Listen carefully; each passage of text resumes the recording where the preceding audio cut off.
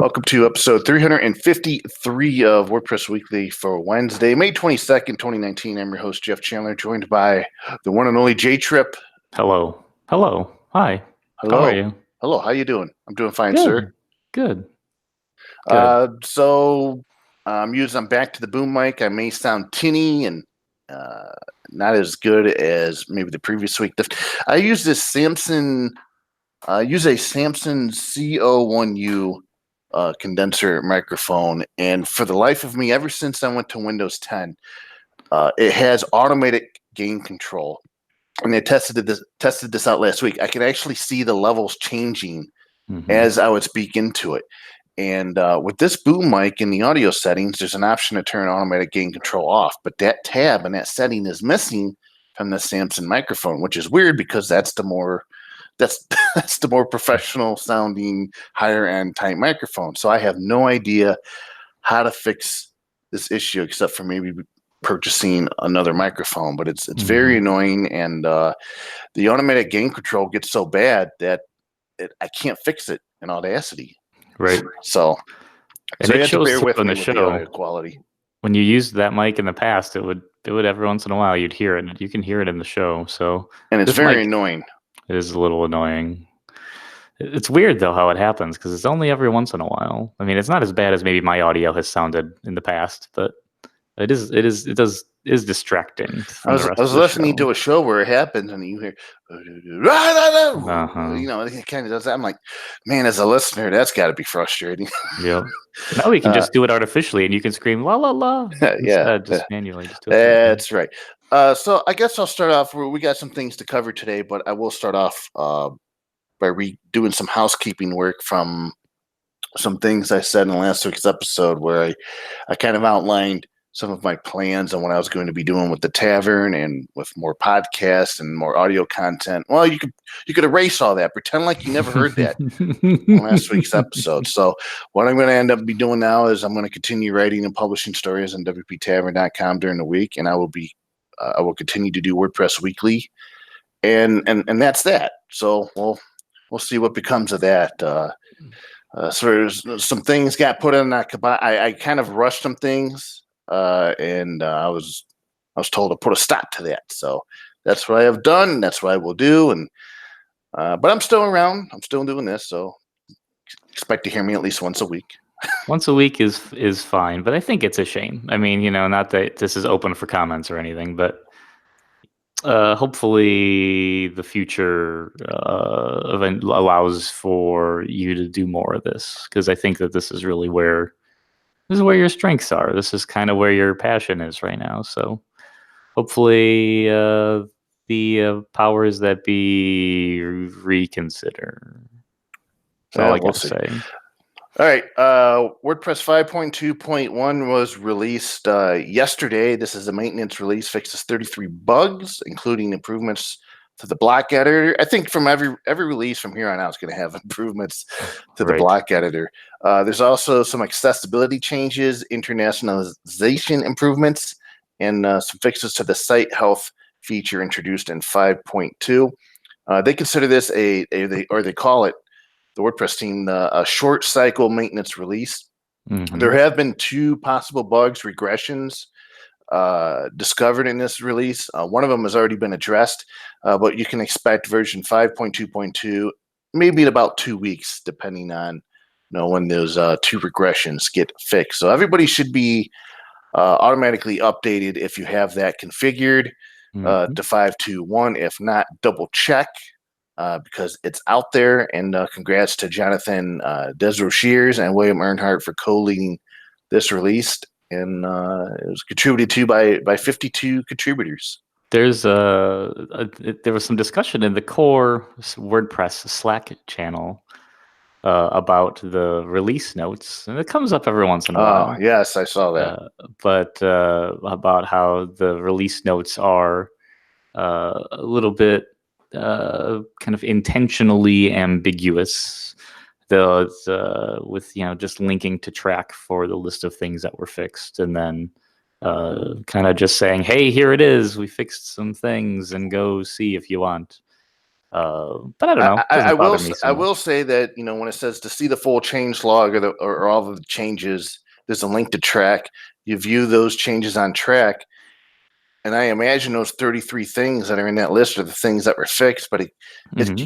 if you don't know track, you don't know your way around. You look on the very far right hand side. There's these version numbers, which I Hmm. think is when those tickets were initially created and attached to a version, and it gets pretty confusing pretty quickly as to what it is you're looking at on that track page. That's right. Like the version usually is the version of WordPress where the bug was first introduced, or where the earliest version that is affected. And then there are some kind of big, somewhat big deal updates in this minor release that don't, they're not super impactful, but that you read the track ticket, and so Tiny MCE got updated to 4.9.4, which is like updating all of Tiny MCE to a new version, and then upgrading jQuery internally to 3.4.0. So it's nice that we can update these dependencies inside of WordPress relatively easily now, and in a minor, because it wasn't always the case. But yeah, like there's 32 issues that were fixed in a minor, which is not usually how that goes. So it's a pretty significant, quick reaction to 5.2. It's good to see. So you mentioned Slack, which provides a great segue Ugh. into this next story, and Yeah. Vox, Rani Molla, I hope I got their name correct, published an article along with, I imagine, quite a few other people contributed to this article as well on Vox, called Mhm. the Productivity Pit: How Slack is Ruining Work. With Mhm. the subtitle of Job Software Like Teams, Slack, and Workplace were supposed to make us more productive, and yet they haven't. And it's a pretty long, detailed article that talks about sort of the evolution of what Slack, the problems that Slack was supposed to solve, and what it's done is it's sort of created new problems, not essentially uh, inherently, but really in how teams and how people are using it, especially in large organizations where it it's supposed to replace. Slack was kind of supposed to replace email, but yet it hasn't. In fact, Mhm. there are still, I still use both. I think just about everybody out there probably still uses both Mhm. platforms for communication. But now in Slack, there's memes, there's GIFs, there's so much useless babble and communication that goes on that it becomes overwhelming. And if you look at Mhm. some of these companies or teams that use Slack, there's over 100 different channels. There's no way in hell anybody can know or read Mhm. everything that's going on here or in those Slack instances. And so this article goes on to describe about how many seconds or averages you spend in front of your screen, and how productive you are, and how to increase Mhm. productivity, and the effects this has had on people's mental and physical health. And something I posted to you, which I thought was a bit fascinating and relevant to me, is there's a quote in this article where she says that uh, a person or gentleman says, "We don't perceive the difference between a leopard and a scary Slack message. You get enough of that into somebody and it becomes mentally problematic." And Mhm. and that's something I've experienced with Slack. I'm not even part of a huge team, but when I log on to Slack and I see that little red icon, I Mhm. get a hint of anxiety. I'm wondering, oh my God, is this a message from Matt? What did I do wrong? Oh boy, I can't wait to see what this is. And quite frankly, I tried to avoid opening Slack or having Slack Mhm. open, because once I get that ping, like everything changes. All right, what's that ping mean? I have to be there. I have to be there immediately. We're working remotely. I guess I'm expected Mhm. to be available at all times of day. Slack is on my phone, and as they said that. Uh, there's hardwire, there's mental things that have to be fixed, there's software that has to be fixed, maybe more stringent rules, or have software that has stricter opinions on how things should be used. But at the same time, these software companies, they want you to use their software, they want you to use it more, so it's like Mhm. a yin and a yang. And near the end, they talk about how we're just, as human beings, we have a tough problem it's difficult for us to set boundaries and to keep to those boundaries, and that's Mhm. ultimately where it comes down to. They say that it's not a technology problem, but it's a boundary problem. And Mhm. you've worked in teams remotely, teams that are much larger than 2 or 3 people. So what's your experience Mhm. been like with Slack? So even just working with teams is one part of it. That is like the practical application of Slack. But this is something that I've studied quite a bit and even have attempted to tackle or reproduce in more ways than one with BuddyPress or bbPress. Like the concept of categorizing the words that we say back and forth to one another in a way that is actually more productive and isn't inevitably less productive or distracting or just another thing to open up and maintain is something that uh, I've really spent a lot of time studying and building and thinking about for, I mean, probably the past 20 years, right? So, um when I mean, I grew up using IRC,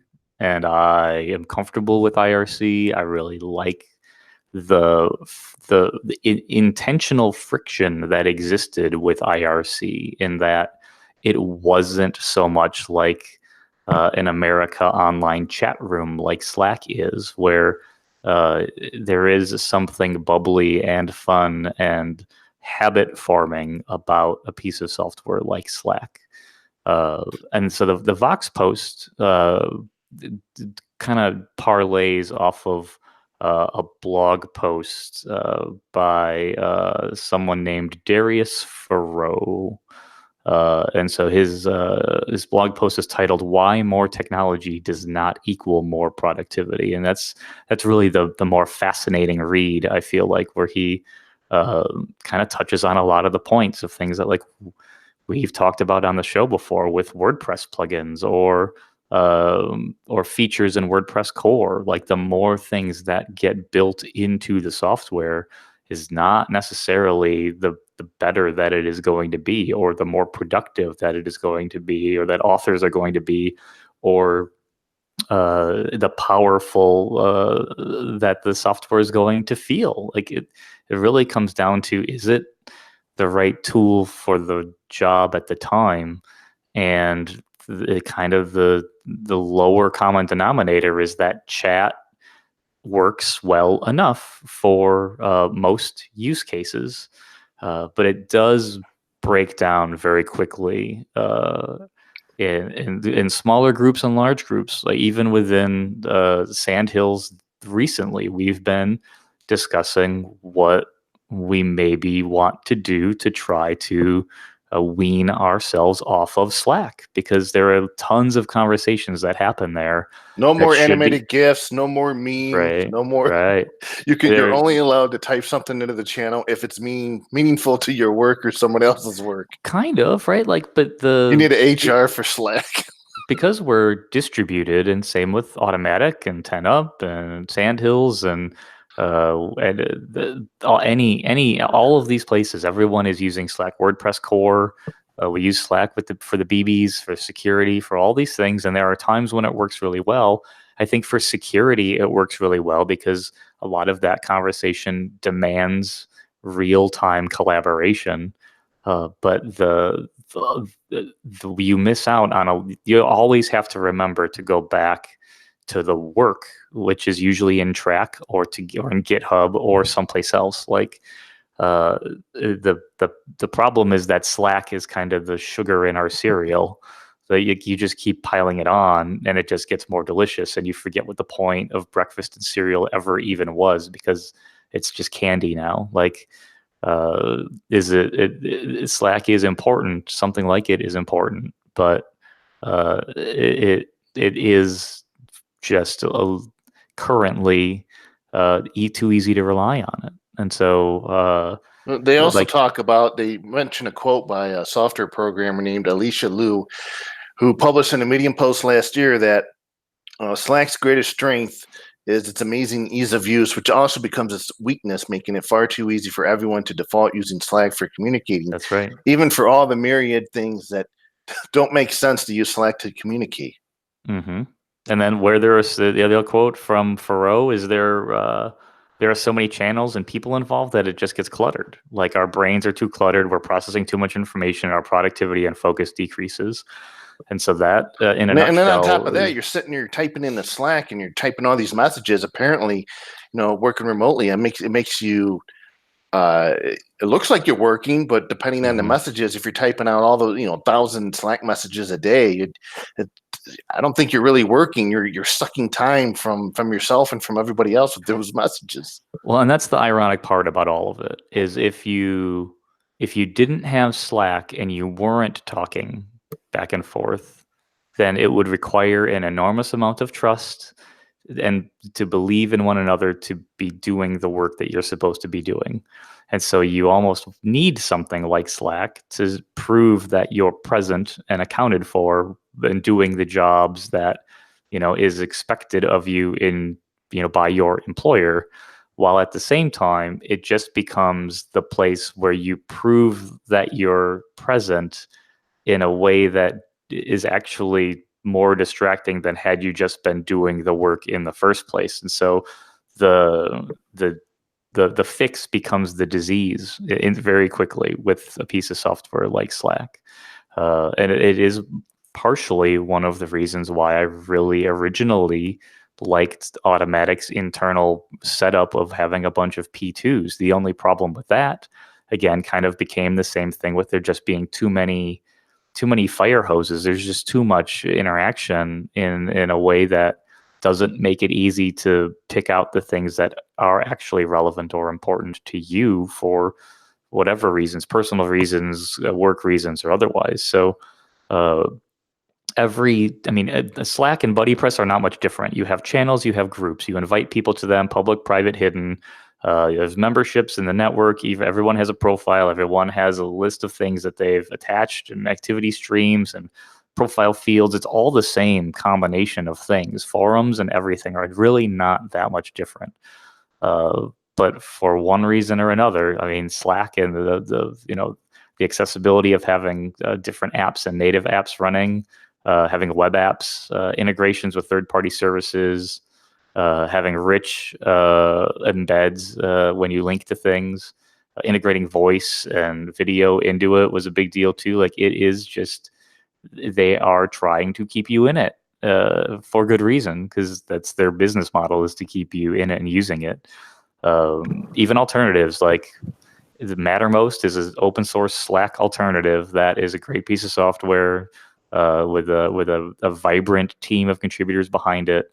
That again is sort of the WordPress open source host it yourself sort of model for Slack that I think will win, generally speaking, in the long run. But Slack has everybody's attention right now, and in a year or two or three, my hunch is that either people will discover it and continue to love it, but other people are going to be phasing out. They're going to be over and done with it. And the last thing that was I don't need to work for a big team, and I want to phase out of it. That's right, and that's the closing point that I think is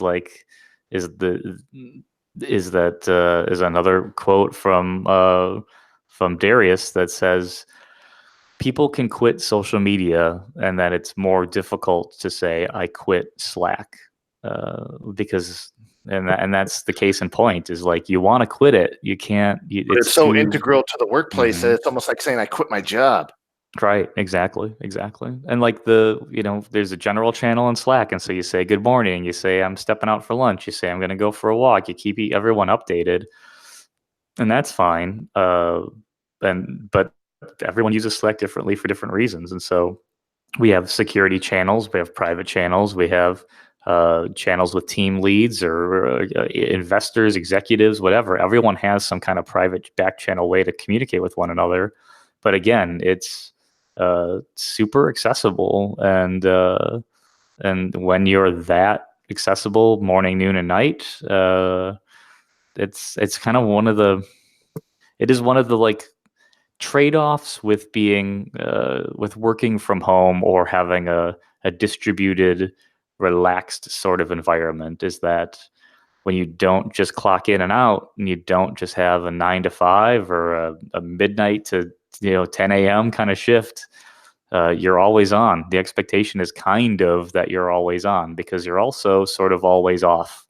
And so you're always available. And I think that is kind of just part of the expectation of distributed work at this point is if something is on fire, you're dropping what you're doing to work on the thing. If you're available, then that's your job is to do that because you got to take an hour and a 15-minute long lunch without anybody noticing or caring. So there's a trade-off there.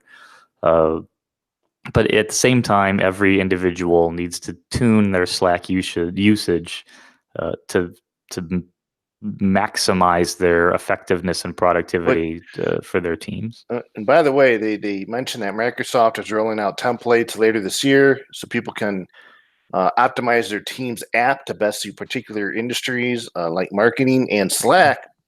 Slack offers a couple different ways where you can manage notifications. You can mute conversations, hide channels. It even has status updates, so you could, the red icon says you're away or offline.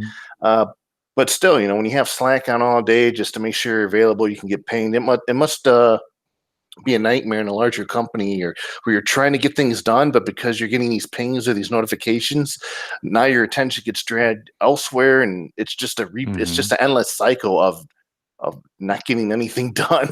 Right. The hardest part, I think, Slack has been around for a number of years now, and even with IRC, kind of had the same. The more that you do, like the more software you write, the more things you design, the more articles that you write, whatever it is that you're in your Slack instance for, is like the more communication debt that you carry around with you.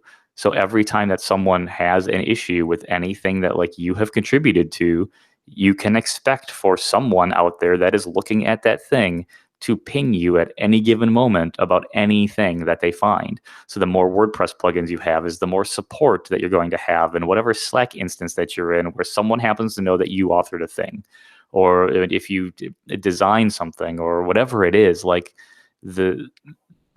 even though there's an 8 or a 10-hour workday involved, like it's really simple if you're always on Slack for half of your workday to be involved in just responding to support inquiries or people asking questions about code you wrote 5 years ago, 10 years ago.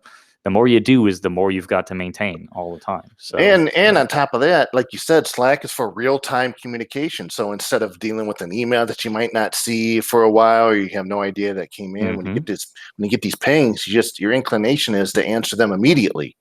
Yep, exactly right. And or the expectation is there. Like, hey, I pinged you. It's been 5 minutes. I see the little green icon. You're there. Why haven't you responded to me? Yep. That's why it's almost always like, this is not urgent. Like, it doesn't matter. UPS guy's here. His dogs are barking. Paul? Can you hear Mr. Paul barking? Ladies and gentlemen, this is Paul.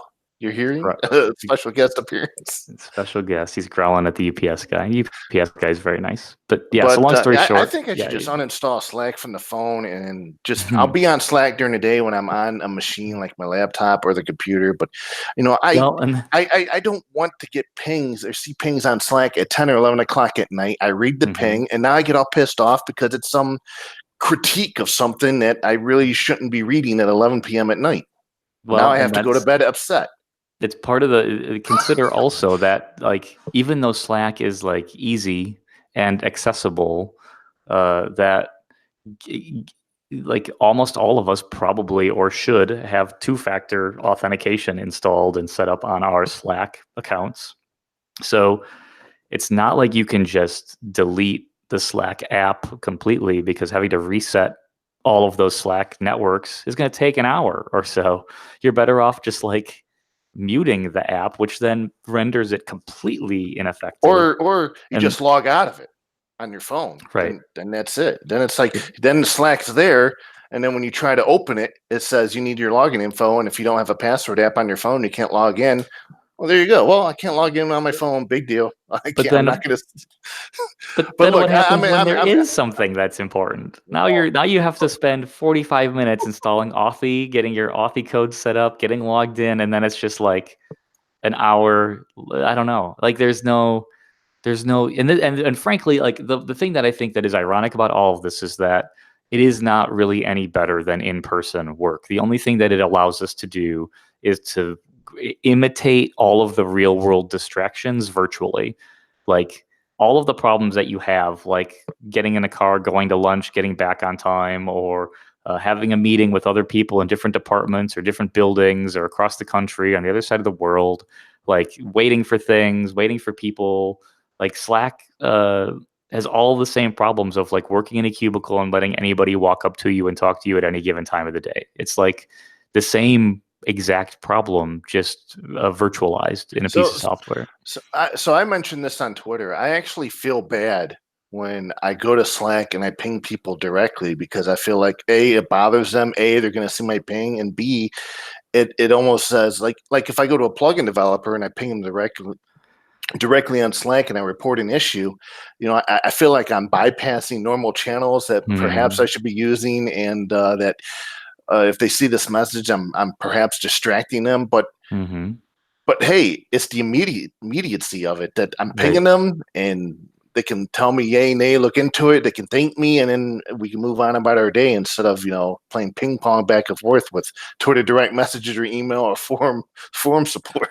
Well, like as humans, we have multiple ways to communicate how we feel and the urgency of a situation. You can use volume, you can use tone, you can use inflection, you can use all these things to like get someone in person to understand that something is on fire or that something can wait. And so we have, again, like replicated that with software. You have pings in a channel, you have private messages, you have iMessage, you have SMS, you have Twitter DMs. Everyone tunes all these pieces of software just to mean this is really important to me or this is something I'm going to ignore. After decades of email, most of us live in a world where email is like the lowest priority thing. But a lot of people have to respond to emails instantly. Or they use email like Help Scout for folks that work in support. It goes into your inbox and you can reply to it, but it still lives in Help Scout and is a piece of software that uses email support back and forth with everybody. So like everyone is living a different life, and it's like it is as if people are shouting and it's not on fire, or people are whispering and it is on fire constantly. Like it's just too many ways and too many methods to miscommunicate with each other. And then we spend a lot of time just clarifying how we feel or what we meant instead of actually getting any work done. It's just really messy. And then I think of all these situations like with WordPress where miscommunication is a problem, not enough communication is a problem, too much communication is a problem, not direct enough communication is a problem. And then there's a certain company that says communication is oxygen. Is there such a thing as too much oxygen? There is. There totally is. Yes, absolutely. There is. You don't want too much of that. That is a huge problem. Yeah, I mean, too much of it, the wrong kind of it, it's all the same. It's really all the same. So the one thing that Slack has done has enabled us to, empowered us, I guess, to have a lot of the convenience of in-person kind of communication. But I really do think, to your point, and maybe the rep to put a bow on this, is that like we all need to do a better job of applying real world circumstances to the way that we use all of these virtual communication pieces of software.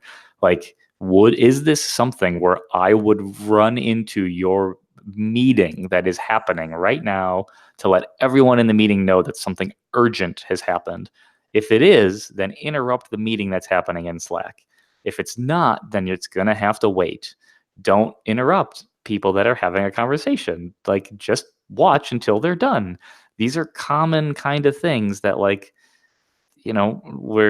we all should be doing more in pieces of software like Slack. And would I walk into the office and say good morning to every single person in the office? Probably not.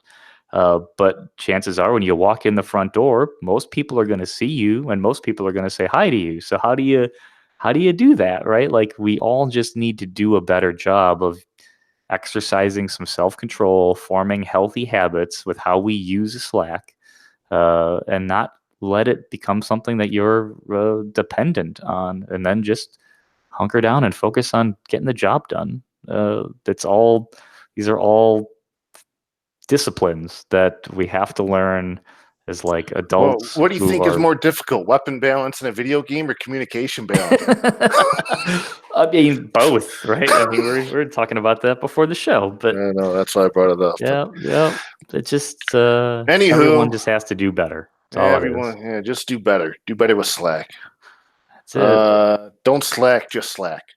I mean, it's the name is even hilarious. The irony of it being called Slack is just I don't know. It's a perfect name for what it is. So WordCamp EU is on the horizon. I know a certain somebody named Jay Tripp that has announced that he is attending WordCamp EU this year. Marcel Bootsman, that we've talked about a few months ago, he's actually begun his walk from his home to Berlin. And if you visit walk2wc.eu, you could check out his updates. He's actually once a day he publishes a blog post that has pictures of his travels, and he just recently published during the show stage 4 of his journey.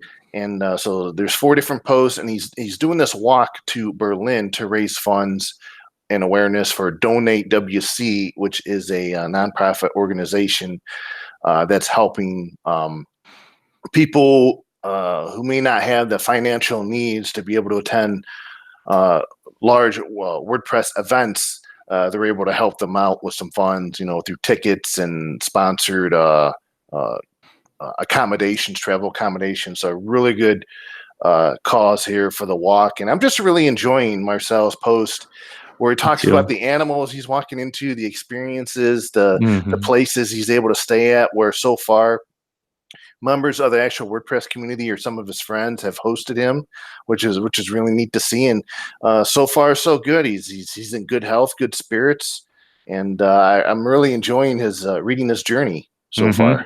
Me too. He's like, this is something you can tell that he has put an enormous amount of thought and care into how this works. He's linking to each individual city that he's walking to.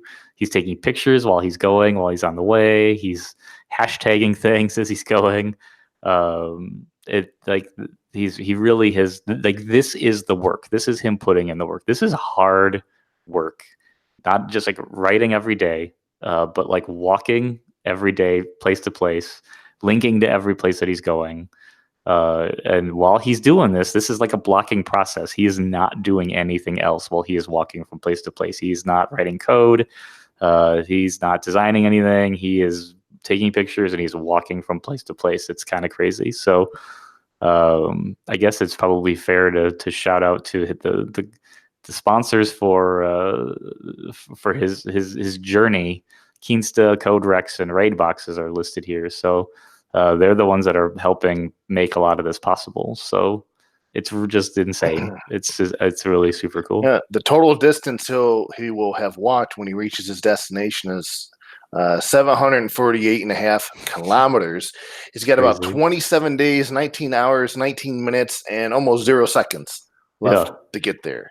It's crazy. So expect plenty of more posts and pictures of animals. That's what I'm looking forward to. And man, there's some beautiful scenery that he's walked through so far. A lot of green, a lot of animals, a lot of good stuff going on over there. Yep, he's got his route set up. He's got everywhere he's staying set up. I mean, this is a ton of planning. This is a big deal. This is just cool. And WordPress 5.2. I was reading over some of the updates that went in there, and I actually kind of missed this.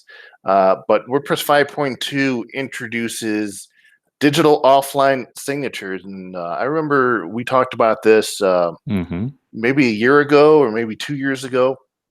But in 5.2, it adds offline digital signatures. And Scott, or I'll just call him Scott, but he's the Chief Development Officer for Paragon Initiative Enterprises. He published a blog post that explains how it works and how developers can migrate away from the mCrypt cryptography library to libsodium. And basically what it comes down to, this is sort of, this is security, and it's easy for your head to start spinning when I talk about this, but essentially the WordPress core development team manages the signing or secret keys. WordPress 5.2 contains a signing key that expires on April 1st, 2021. The verification key, or the public key, is used to decipher the secret key, and then this value determines the validity of the signature. Right now, this only applies to core updates with themes, translations, and plugins to come at a later date. What they're doing is they're sort of monitoring how the digital signature checking process is going, and any errors that are discovered are being reported back to sort of diagnostic information to the core team so that they can make improvements before they really start making this really part of a solid part of core. But this is sort of this is actually the result. It's more like persistence that this suggestion has been in the works for at least 6 years. Scott has made it a point over and over and over again over the years to try and get digital signing into core, because what could happen, and this was explained by WordFence back in, I believe, 2016, I believe, where they responded. They said, if the update servers for WordPress were to become compromised, those that house API.wordpress.org, they can send out a malicious update, and now millions of websites are running a very bad version of WordPress. And WordFence actually discovered a vulnerability on the API.wordpress.org servers that, in a roundabout way, Scott says it was easy, but if you read it, it was not. There was no. It was like a very, it was one of those things where a lot of things had to come into place in order to be able to take it over. But yet the vulnerability was there, and it was patched before anything took place. So WordPress with digital sign signatures, signs. It's one step closer to becoming fully secure, and it's nice to have sort of lock up that process end to end instead of leaving that possibility available to where we could get files and updates maliciously if they don't match the right signature. That's the thing with all of this, and anyone that has done any kind of even kind of simple networking, and I've kind of always done a little bit of it, and have done a lot more of it recently when we bought the new house and did a lot of that, was you realize how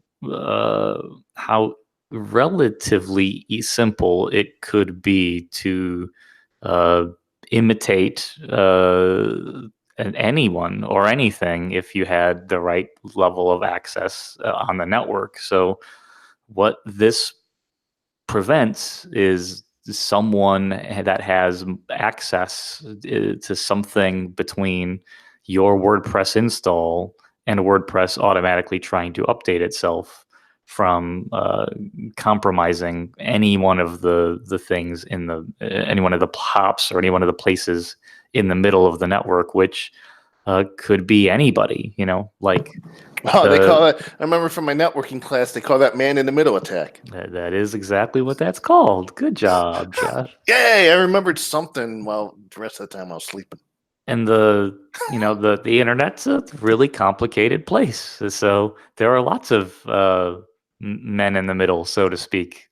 And just from you hitting api.wordpress.org or your server at Pagely or DigitalOcean or wherever, it's going to hit 20 different IPs and different networks just to get something from WordPress.org and bring it back to you. So any one of those could be compromised. And this just prevents any one of those people in the middle from pretending to be something that they're not. So It's should we, in light of everything that's going on and the progressive nature of our society, should we mhm. change man in the middle attack to something that's more gender neutral? Yeah. Yes, Like, we should. well, you got any suggestions? No. Okay, me neither. They're We'll move 'cause on. yeah, bad actors in the middle, Malcolm in the middle. They're Malcolm in the middle attacks. But Malcolm's a good kid. He is a good kid. I don't know. What else would you call him? We should come up with something better.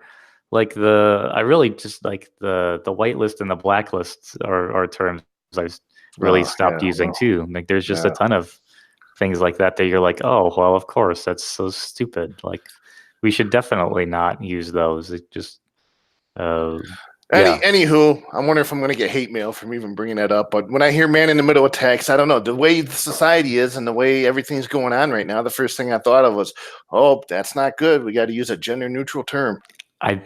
We probably should. We So, probably should. which I don't know. Is that a good thing that that's the first thing I thought of? It seems like that's a good thing. I think it's a great thing. Like to recognize that this is one of those things that just happens to be Oh. biased towards in a good or a bad way. It doesn't matter. Just remove the bias completely to make it something else. Did you think I could ever segue to something gender neutral talking about network security? Oh, whatever. There's tons of terms. Once you Yeah. start thinking about them, Uh, like everything has uh, something historically loaded in it where you're like, ugh, no, it's can't. That's all not right. good. It's gotta go. The last article up today, this is published by Sarah Gooding at WBTavern.com, but she mentions how the Loveland Public Library, which is in Loveland, Colorado, is hosting a free workshop called Getting Started with a WordPress Website on May 22nd. That's actually today. So the class has already taken place. And she mentions how public libraries are still one of the few remaining community centers where people freely pass on valuable skills to neighbors young and old. And in addition to offering free access to books, computers, and the internet, libraries often host educational classes as a public service with an emphasis on teaching fundamental skills for navigating the digital world.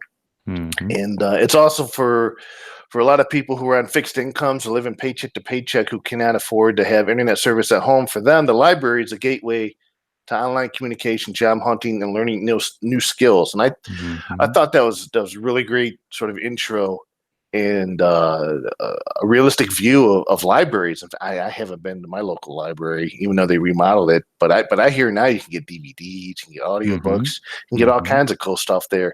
And also, I wanted to highlight that and WordPress has probably been this way for the past few years, but now WordPress is considered a sort of basic skill or necessary requirement or skill to have that's being taught at these, you know, few nights a week at colleges or these Mhm. vocational schools or not even at the libraries now that this is how ubiquitous WordPress has become where it's a skill that you're teaching in these places like libraries. It's libraries are like I spent a year on the board for our local library, and that was when it was really like super personally eye opening because this is the library that I mean I hadn't really stepped foot into until I was a kid. I mean I was or like when I was 10 years old was probably the last time I was in our local public library, but coming back to it as an adult and seeing like how it hasn't really changed and kind of understanding how budget restricted that they are in terms of not only just like the compensation for staff members, but acquiring books or videos or paying for the software that they have or the costs of the fax machine that they have and like how many faxes that the library sends in a day still like people go there specifically to fax things because that is still how they need to navigate the world like it is a different uh like a completely different set of users that is starting to blend a little bit with tech. Libraries over time have uh, been forced to pivot quite a bit to stay relevant to being somewhat educational without interfering with public school systems, largely volunteer led and focused, which is something that like means a lot to me and a lot of people in the WordPress community. The libraries are going to be I forced. mean, they're the cornerstone. They are Yeah. the pillar, the foundational element of so many communities Right. throughout the United States. Yet they're almost always on the lowest end of the priority list in the budget planning, on the Mhm. budget planning papers as well. Yep. And Funny how libraries, that works out. Usually, the libraries, like, because they're generally either like taxpayer funded or receive some kind of donations, although some libraries are better at getting them than others, or they have all of the same problems and expectations that most businesses would have of like ADA compliance, having ramps, having air quality concerns, like and everything. I mean, they have all the same expectations, but they have really none of the budget. So they generally tend to be very um, uh, very like self-sustaining as much as they can be. There are lots of people that are around, kind of helping make and keep libraries maintained and up and running.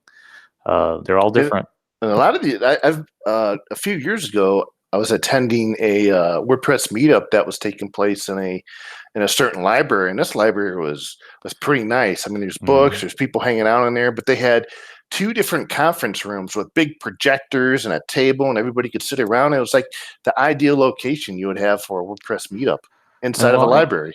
And there are lots of libraries that host WordPress meetups. The Janesville, Wisconsin, which is kind of the south central Wisconsin meetup for folks that live in Beloit and other areas, is in the Janesville Public Library. And I mean, the libraries they're fascinating structures, and there's lots of politics connected to libraries all across the world, but they are really, really important, super critical to like a lot of people's success, to get things done, to do their taxes, to file for financial aid, to just check out books and be part of book clubs, and have their social lives kind of revolve around it, like on a daily, weekly, monthly basis. Even like, it's just libraries are super incredibly important, and kind of something that I think you grow out of as you become an adult, or if you don't have kids of your own, you don't really generally spend a lot of time at a library, but they are usually popping. There's like a lot going on and lots happening, and people trying to keep it relevant. So I was reading this article, and it almost lit a fire in me to go to my local library, who they have people there that do like basic internet teachings and courses and classes, and I almost was going to go in there and say, anybody looking for someone to teach a basic WordPress class? So yeah. I'll go in there, and the first thing I'll start off with is the GPL. No, I'm just kidding. No, put everybody to sleep, and you'll spend a month and a half on the GPL. Chapter 1.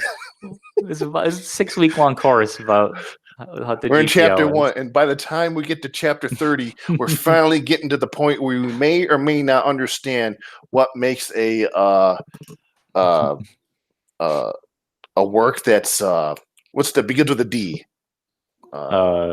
Inherits the work that inherits code. What is it? It begins with a D, right? Like dependency? Yeah, dependent. Something like a dependent. Like a dependent, yeah. Does it inherit? I don't know. Becomes derivative. That's derivative. That's the word I was thinking of. Derivative. See, it'd take me to get to chapter 30, but like 5 chapters before that will be all about is it not? Is it not? You know, there'd be a lot of what ifs. 5 chapters of that. And they've never even logged into WordPress yet. They don't know how to make an account. They've never seen WP admin. This is just weeks long talking about the politics of it. Chapter 1, Jetpack. Yeah, we'll just start off right there. I mean, no. You know, speaking of Jetpack, I was reading somewhere. I think I came across a forum post or something where somebody had mentioned like certain things weren't working or they disappeared, and someone asked them if they installed any plugins, and they said no. This is just a brand new account that I had here, and come to find out that the things that they were pointing out in their screenshots were from Jetpack. So Jetpack was. I'm assuming Jetpack was installed when they created their new hosting account on this host, and they had no idea that Jetpack was a plugin, and they thought that no, I don't have any of this stuff because I didn't Right. install any plugins. That was kind of an insight for me as to why, and to the fact that there's a lot of people out there, and this is certainly a play by Jetpack, and I think it's working for a lot of people out there, where the people who get a new hosting account and get WordPress with Jetpack automatically installed with it are getting a WordPress has a lot more than what comes out of the box, and That's right. that's the play that Jetpack has been making for the past few years, and will continue to make going forward. It's really a good segue into the last talking point that I wanted to bring up, which was the folks over at HumanMade have announced and publicly released. I found on GitHub, just from doing some sleuthing, a piece of software called Altis, Altis. I'm going to pronounce it Altis, as in like alternative is, Altis. Their website's altis-dxp.com. And so this is, they are attempting and kind of making a play to be, have a genuine, bona fide WordPress backed or WordPress powered DXP, a digital experience platform. So a couple of years back, I know WP Engine had kind of rebranded or kind of touted that their WordPress offering was kind of one of the first DXPs. And so this is, an acronym, and I think something like Altis is something we're going to see more folks doing and working on. And I remember you mentioned WP Engine, and pardon me for interrupting, but I read the press release. What the hell is a digital experience platform? What the hell does that even mean? So it depends on how loosely defined you want to take this. So I will put my spin. The press release was filled with a bunch of gobbledygook industry terms, and I came out of it asking that question, like, what the hell is that, a DXP? So the super, like the short version is that for our audience, I would call it like a very specifically targeted WordPress, like a version of WordPress that comes with plugins or themes already pre-installed with it to provide a very specific type of experience. Now that's a very general, very broad, non-committal explanation of what a DXP is, but in a sense, WordPress.com has kind of always been one, and Jetpack and being pre-installed with WordPress on certain hosting providers is automatic, and Jetpack being a DXP. But this is, it's different than a fork, right? It is different than a fork. It is also slightly different than, but very similar to having a different WordPress distribution. So there are lots of pieces of software that cater to or really have thriving communities of just having different versions, different flavors of a thing. So Linux being one of them, NetBeans or Eclipse as an IDE being another one of them. I would argue even possibly maybe WebKit could be considered something like that, where Safari and Chrome and now Edge are all just wrappers for WebKit, for rendering the web in a browser. So everyone is kind of packaging up their version of what they think that middle thing should look like or feel like. And folks are going to start doing this with WordPress. In a sense, BuddyPress was kind of that in the very, very early stages. You really had to have WordPress MU. BuddyPress was the only theme you had running on your website. Your WordPress installation only had a BuddyPress theme on it and nothing else. Like these are conceptually things that have been around for a long time. They just have a name now. Okay, so the idea isn't new, because I know a number of years ago. In fact, this still comes up today. Mike Schenkel has talked about this a lot in like WP Hackers mailing list back in the day. Is Mhm. Drupal had these different distribution channels or these different flavors or versions of Drupal Mhm. that were all maintained by Core.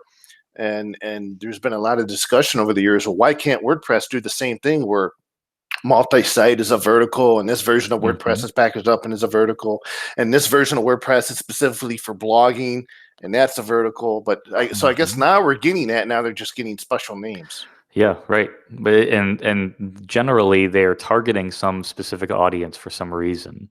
And Altus really is somewhat different than what WP Engine or Pagely or others have kind of been bottling their own version of WordPress for a little while, but usually keeping it pretty vanilla. They're mostly just adding caching or drop-in plugins to try and make the hosting experience easier for kind of both clients and themselves. But this is really taking it to the next step, which is not just tuning WordPress for a specific host, but tuning WordPress for a very specific kind of audience. So the thing specific to Altus and Human Made that I think like makes this uh, maybe different and more interesting than what other folks have at least been shipping or rolling out yet is that the folks at Human Made have spent an enormous amount of time and effort building things with not only the REST API but with Gutenberg, and so they're using WordPress as the core, but they are uh, providing a different WordPress dashboard and admin and interface for interacting with all of the content. Not that much different than what WordPress.com has kind of tried to do with the new dash and the kind of the new dashboard that they've had for a while, but targeted very specifically, really kind of towards enterprise clients or enterprise usages. So just being powered by WordPress as the foundation for it. I mean, even like other pieces of software like Roots has kind of been trying to provide a DXP for developers. It's kind of a terrible comparison, but kind of like we're just seeing flavors of WordPress rolled out that could target very specific audiences. So WordPress at the core, but a different take on the UI and the feature set that's built on Mhm. top of it. Right. That's So exactly a, right. a And so highly a highly catered, modified version of WordPress for a specific purpose. that's right. It basically does what we've talked about on the show before, and I've given talks about for years, is like making WordPress a dependency in your project. Like instead of having your plugin rely on WordPress, you just bundle everything together with WordPress in it. You could technically make your own installer, uh, but WordPress just happens to be underneath it all, running on all the same kind of things. Just you're using it to get data in and out and use it for what it comes with. So instead of core having to maintain 5, 6, 7 different flavors of WordPress, they could just continue to manage one thing that is core, and then Mhm. these other companies can That's create right. these different flavors of WordPress, That's right. which And is and now which frankly, is what we're starting to see now. and frankly, that makes the most sense right now. Like the WordPress had two versions. It had multi-site and single site, and it's too difficult to maintain that. At least it was and has been historically amongst a group of open source people that are kind of focused on one generally specific goal of democratizing publishing, like DXPs and shipping your own distribution of WordPress allows for you as an individual or a company or whatever else to uh, kind of double down on what you think is important and package things with WordPress or around WordPress that fit your audience more appropriately than just WordPress does itself. And then provide that to them. Usually, I would imagine the goal would be to kind of plug and play WordPress out of the equation. Like anything that that is a DXP that's focused or that uses WordPress at its core and theoretically should work on any hosting provider that is already running WordPress. It's kind of all the same stuff. It's PHP, it's JavaScript, it's HTML, it's the same things. So I think everyone is going to have different strengths and goals and things in mind. But Altus, I hope I'm saying it right, guys. But that's it's the first one out there, and I think it'll probably be the first of many. I gotta get someone from Human Made on the show and tell us about why they created this and give us their take on what the heck a DXP is. I think, in fact, figure out why they created it. Mm-hmm. I imagine it's because based on their experience and client demand.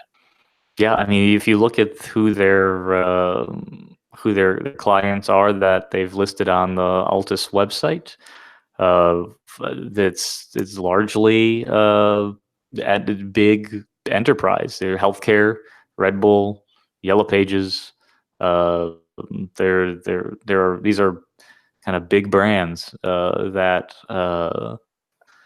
I don't necessarily care if it's WordPress or anything else underneath it. What they care is that the tool is tuned for them and how they need to interact with it. And Human Made are they're kind of some of the best at doing it. So it's kind of no surprise to me to see it, but a lot of it's on GitHub too. So if anyone's curious, Altus has a bunch of the modules that they're using to bring it all together are open sourced on the Human Made GitHub account. So poke around because I think they're using one of my plugins in Altus, which is kind of neat, but it's cool. So there you have it. So before we wrap it up here, I want to send a happy birthday to my sweet Kate, which is actually Topher DeRoja's wife. She's one of my favorite people. Kate. In the WordPress community. The entire DeRoja family is one of my favorite families in the whole WordPress community. They're all great people. I wanted to, before we finish the show, shout out to everybody at WordSesh today. Oh, yes, that's right. That's going on right now. And so Carrie will be giving her talk in a couple hours here. And so, yeah, shout out to everyone that's attending and speaking at WordSesh today. It's a good day for a conference. Wow, I completely spaced out. I should have mentioned that in the beginning of the show, but yeah, it's taking place today, and another great virtual conference. And I didn't even mention there's a hosting conference coming up, hosting infrastructure conference. It's coming up just before WordCamp EU. It's an invite only, but members of the WordPress hosting industry will get together and have some very high-level discussions about how they can improve the infrastructure that powers WordPress. And it's going to be a neat conference. And so it's invite only. You can find the information for that on wptavern.com if you're interested. And I think it was good planning to have that event like a day or two before WordCamp EU. I think that was planned. Yeah, so pretty smart. I'm really excited for WordCamp EU this year. Well, you should be. You're going. I'm going and I'm speaking, but I'm like, and it's Berlin. And it's Berlin. I'm really excited to see everybody and hang out with Kyle and some other Sandhills folks and hang out with everyone in Europe and Berlin. And will you visit the wall? I don't know. It depends how much time we've got. There's a lot of things I'd like to try and do while I'm there. I've got a couple of days in between where I want to do some. Actually, I have a commitment to hang out with Konstantin Obenlind. So if he's listening right now, shout out to Konstantin, who has plans to feed me some very delicious, authentic German food. I'm really looking forward to. Yeah, he's. Don't doubt Konstantin. Nope. Man, it's been a long time since I've seen him or hung out with him, but. The last time I hung out with him was way back at WordCamp Dayton, where we took a tour of the U.S. Air Force museum down there. They had all the planes. They had 3 hangars of planes. Oh man, I was beat that day, but I was driving them around, and we were touring the facility. That was pretty fun. Yeah, I don't know when it was I've hung out with him in person. Who's taller? You were him. He's got me by several inches. I think he's 6'7", 6'8". Him and there's another automatician that say 6, 8, or 9 that I'm And- no longer part of the tall group anymore. And speaking of Automatic, I just learned that if you're keeping tallies, numbers, statistics, Automatic is now employing over 900 automaticians, so they're almost there to the 1,000 mark. That's insane. But that's always been kind of the It's plan. not insane. I mean, that's what Matt wants. Matt thinks he can scale this distributed work environment to thousands, and we're seeing it slowly unfold right before us. The master plan. Well, it's definitely going to happen. Like, it's happening slowly, but carefully. It's good. It's healthy. Well, you'd like for it to happen slowly, because if it happened too quickly, it'd probably just be chaos. And it was chaos for a little while. Well, yeah. You were there in the chaos days. There was a little bit of that, but it gets a lot better now. Yeah. You need to write a book. The years without pants, not the year. Years. It would be fun to write something, I think. Maybe that'd be kind of neat. All right, so everybody, you can find show notes for this episode and all other episodes on WPTavern.com, and you can follow me on Twitter at Jeffro JEFFR0, where I do a lot of hype about podcasts, and 2 days later, I tell you I'm not doing them anymore. And John, could we keep tabs on you? Well, that's too bad. I did learn that, man, podcasting, especially a daily one with other stuff that's going, it's a lot of work. It is a lot of work, but it's a lot of work. But you're a natural at this.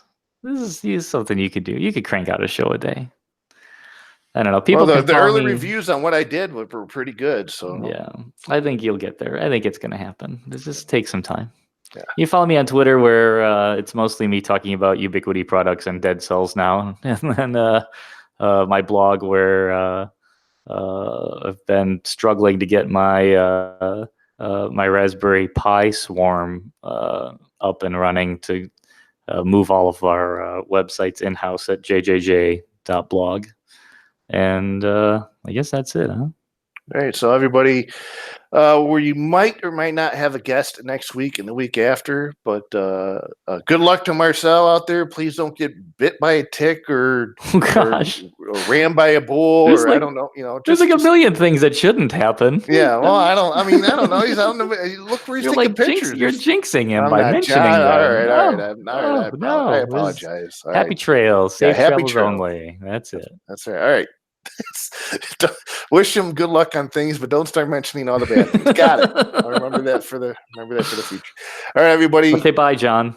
See you next Wednesday afternoon. I'll say bye, everybody.